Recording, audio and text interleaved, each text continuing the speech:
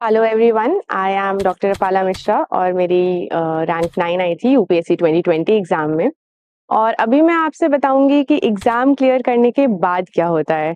तो जैसे ही हम एग्जाम क्लियर करते हैं उसके बाद हमें लबासना ज्वाइन करना होता है। तो उसके बीच में अराउंड 1.5 मंथ्स तक का गैप रहता है। उस गैप में आपको अपनी पैकिंग करनी होती है और उस गैप में आपकी सर्विस आइटरेशन लिस्ट निकलती है और बहुत सारे फॉर्मल प्रोसीजर्स होते हैं जो करने होते हैं। एंड हम लोग बहुत एक्साइटमेंट से वेट कर रहे होते हैं कि लबासना जाने का दिन कब आएगा। And finally that day arrives. हमारे लिए वो दिन था 5 दिसंबर 2021। और जैसे ही हम लबासना पहुंचते हैं तो सब लोग वहाँ पे बहुत एक्साइटेड होते हैं, इंथुजियास्टिक होते हैं, बहुत पॉजिटिव एटमॉस्फेयर होता है। बट वहाँ जाके हमें पता लगता है कि सब कुछ चिल नहीं है। बहुत ट्रेनिंग, प्रॉपर ट्रेनिंग होती है, बहुत डिसिप्लिन ट्रेनिंग होती है, पीटी होती है, बहुत सारे एक्स्ट्रा करिकुलर्स होते हैं, हॉर्स राइडिंग होता है, स्विमिंग होता है, बहुत सारी अपॉर्चुनिटीज होती हैं चीज़ें सीखने की।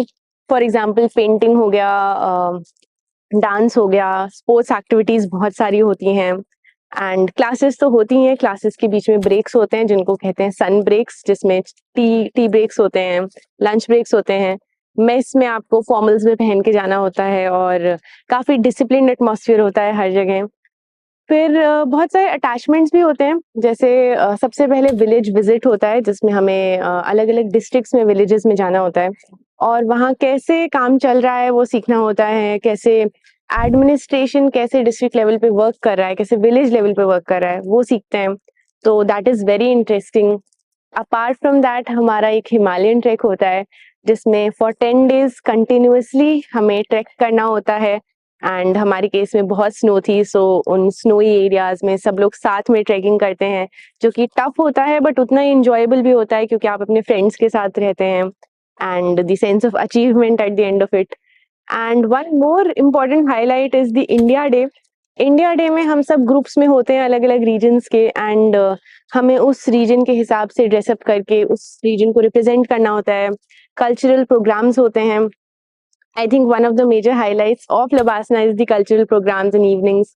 बहुत सारे इवेंट्स होते हैं, बहुत सारे एक्टिविटीज होते रहते हैं, पूरे time you are mostly occupied.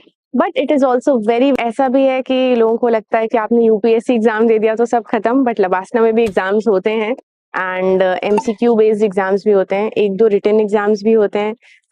You have different modules, for example आपका लॉ मॉड्यूल हो गया, एडमिनिस्ट्रेशन मॉड्यूल हो गया, जिस बेसिस पे आपकी क्लासेस होती हैं। अलग अलग फैकल्टी आती है आपकी क्लासेस लेने, बहुत सारे गेस्ट लेक्चर्स भी होते हैं जिसमें बहुत वेल अकम्प्लिश लोग आते हैं और अपने एक्सपीरियंसेस बताते हैं लबासना में। And so overall I think it is a very great enriching experience. जो सबसे डिफिकल्ट पार्ट लबासना का अगर मैं कहूँ तो that is, I think, PT के लिए आपको हमेशा मतलब रेडी होना पड़ता है। And also it's on a hill, तो आपको बहुत ट्रैकिंग करनी होती है ऊपर नीचे, but that is also enjoyable. It is beautiful, Mussoorie is beautiful and अच्छा एक्सपीरियंस रहता है। In 3 months you meet a lot of people and you make so many friends. अचानक से आपकी लाइफ बहुत आइसोलेशन में होती है और फिर अचानक से you meet so many people and आपकी लाइफ इतनी इवेंटफुल हो जाती है, तो काफ़ी हैपनिंग ट्रांजिशन होता है लाइफ में। But at the same time it is also a little hectic. आप पूरे time you are less on sleep and सब लोग इतना खुश भी रहते हैं, हाई ऑन एड्रेनलिन। तो एक तरह से काफ़ी वो 3 months कैसे बीत जाते हैं वो पता ही नहीं लगता है बिल्कुल भी। तो ओवरऑल आई से it is a great experience and जो भी सब आप यूपीएससी एग्जाम में पढ़ाई करते हैं वो सब काम आता है। आपके जो भी सब पढ़ाते हैं लबासना में उसमें कहीं ना कहीं काम आता है। तो I think it is great, wonderful and all the best to everyone preparing for this exam. So LBSNAA के ये very happening and very eventful 3 months के बाद फाइनली हम लोग सब लोग जाते हैं अपनी पेरेंट अकेडमीज में। And that farewell is a little teary क्योंकि हम अपने सारे फ्रेंड्स को गुड बाय बोल रहे होते हैं जो सब कंट्री के अलग अलग अकेडमीज में, अलग अलग एरियाज में जा रहे होते हैं। कमिंग हियर लाइक एफएसआई, जो फॉरेन सर्विस इंस्टीट्यूट है, Sushma Swaraj institute of foreign service, वो दिल्ली में लोकेटेड है। वहाँ पे 6 months का इंडक्शन ट्रेनिंग प्रोग्राम होता है।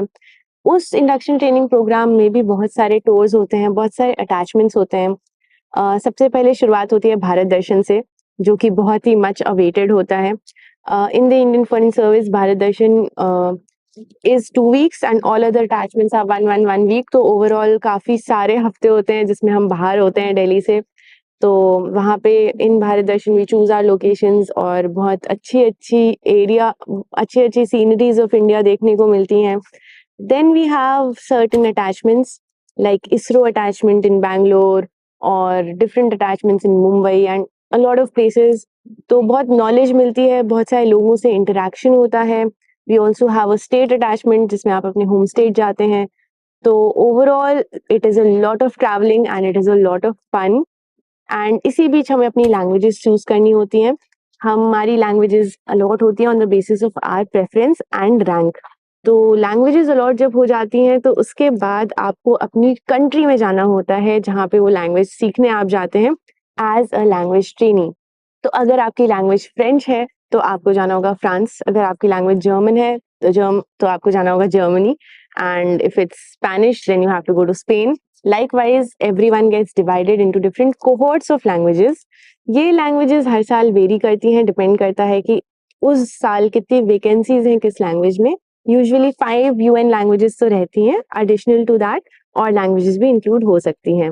So then after that, after 6 months हमारा 2 months ministry में attachment होता है जिसमें हम desk job करते हैं, जिसमें हम filing work करते हैं, and then we get a little amount of preparation leave जिसमें हम packing करते हैं अपनी, and then off we go to our different destinations और फिर आगे का experience I think I'll share after 1 year. Hobbies की बात की जाए तो LBSNAA gives you a lot of opportunities to pursue your hobbies also.